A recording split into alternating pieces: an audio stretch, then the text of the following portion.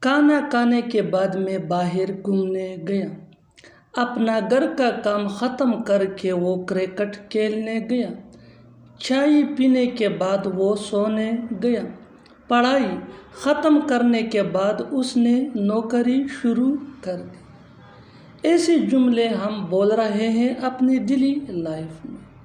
ایسے جملوں کے لیے جو اسٹرکچر یوز ہوتا ہے وہ یہ ہے: ہیونگ پلس V3 یعنی third form of verb plus sentence.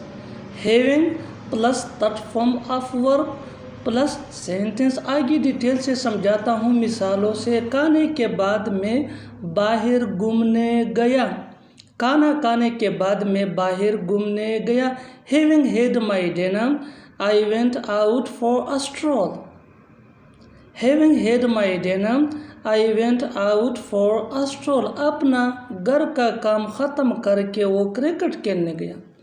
اپنا گھر کا کام ختم کر کے وہ کرکٹ کھیلنے گیا۔ Having completed his homework, he went to play cricket. Having completed his homework, he went to play cricket. چائے پینے کے بعد وہ سونے گیا۔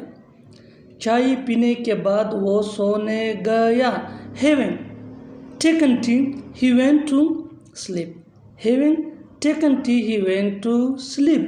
پڑھائی ختم کر کے اس نے نوکری شروع کر دی۔ پڑھائی ختم کر کے اس نے نوکری شروع کر دی۔